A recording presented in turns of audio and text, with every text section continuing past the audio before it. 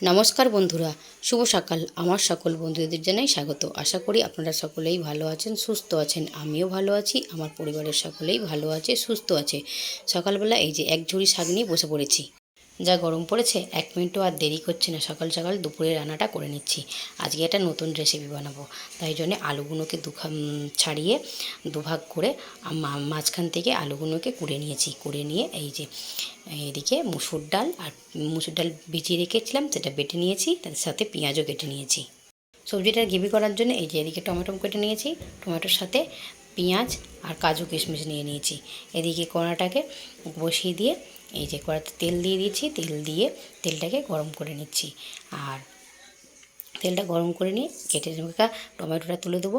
Tomato দিয়ে হালকা একটু নেড়ে চেড়ে নেব।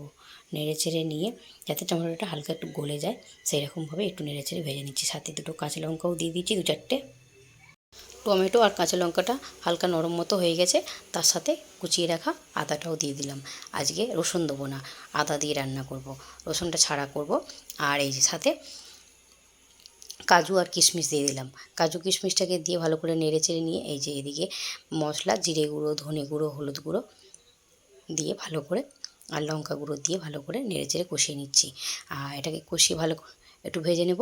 ভেজে নিয়ে এটা ঠান্ডা করে নেব। মসুর ডালটাকে ঠিক আমি ভালো করে বাটিনি, আদা বাটা করে বেটেছি। আর তার সাথে কুচানো পেঁয়াজ নিয়ে নিয়েছি। আর সাথে সর্ষের তেল, পরিমাণ মতো হলুদ আর স্বাদ মতো লবণ দিয়ে এটাকে ভালো করে মেখে নেব। আলু কেটে দুভাগ করে যে আলুর মাঝখান থেকে আলু বার করে নিয়েছিলাম, তারই আলুর মধ্যে এই যে পুর দিয়ে নিচ্ছি। আর এটা নিরামিষভাবেও খেতে পারা যায়, মানে ভালো লাগে বানালে। আমি তো মুসুর ডাল দিয়ে বানিয়েছি, সাথে পেঁয়াজও দিয়েছি। যারা নিরামিষভাবে খাবে তারা মটর ডাল দিয়ে বানাতে পারে, খেতে কিন্তু দুর্দান্ত হয়।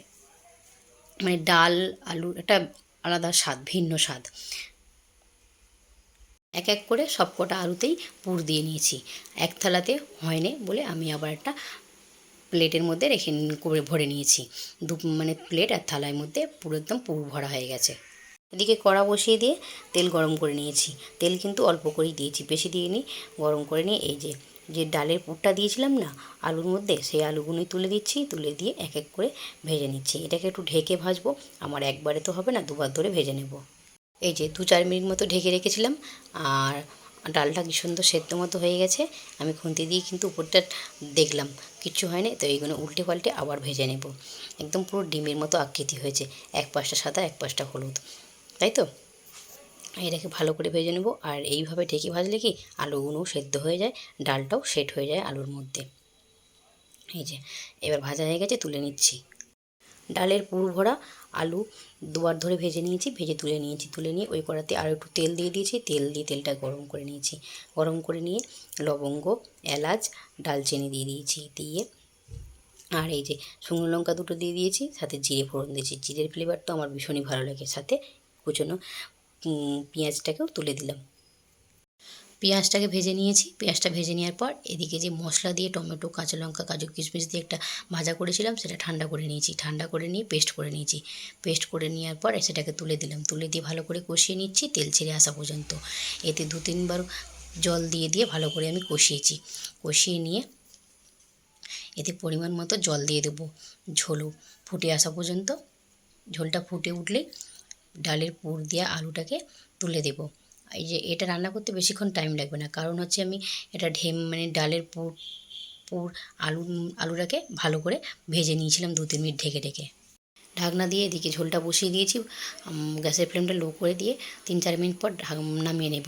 আর এই যে এদিকে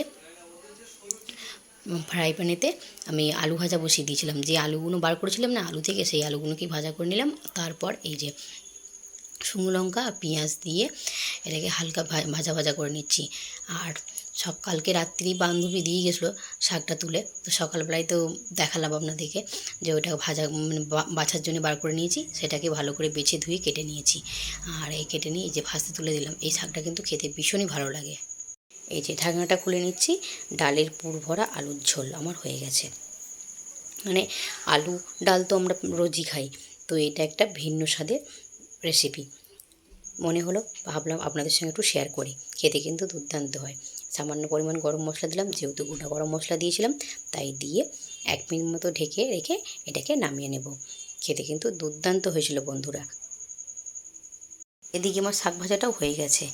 এই যে একদম শুকনো শুকনো করে ভেজে নিয়েছি। বান্ধবী বলছিল যে এটাতে যদি চিংড়ি মাছ দিয়ে রান্না করা যায় না, খেতে কিন্তু দুর্দান্ত হয়। আমি কখনো চিংড়ি মাছ দিয়ে রান্না করিনি, আমি এইভাবেই রান্না করি, পেঁয়াজ শুকনো লঙ্কা ফোড়ন দিয়ে। আর সাথে এই যে এদিকে আবার আমের চাটনিটাও বসিয়ে দিয়েছি। সকালে টিফিন খাওয়ার আগেই রান্নাবান্না সব কমপ্লিট হয়ে গেছে। এই যে এদিকে রয়েছে ভাত, এখন আলু সিদ্ধ, সকালে টিফিন খাওয়ার জন্য আলু সিদ্ধ দিয়েছিলাম ভাতের সঙ্গে খাওয়ার জন্য, তো ভাত আলু সিদ্ধ রয়েছে। আর সাথে এই যে শশাও কেটে নিয়েছি, কাঁচা লঙ্কাও নিয়েছি। আর এই যে এদিকে রয়েছে বান্ধবীর দেওয়া শাক, শান্তি শাক ভাজা। আর সাথে এই যে কুড়ানো আলু ভাজা। মামা আর বাবু দেখলে তো আলু ভাজা দেখলে ভীষণই খুশি হবে। শাকটা ঠিক অতটা পছন্দ করে না, জোর জবরদস্তি করেই খাওয়াতে হয়। আর এই যে এদিকে রয়েছে ডালের পুর ভরা আলুর ঝোল, এটা একটা ভিন্ন স্বাদের খাবার। তার সাথে আমের চাটনিও রয়েছে। আর এর মতো ব্লগটা আমি এখানেই শেষ করছি। Tata, bye bye.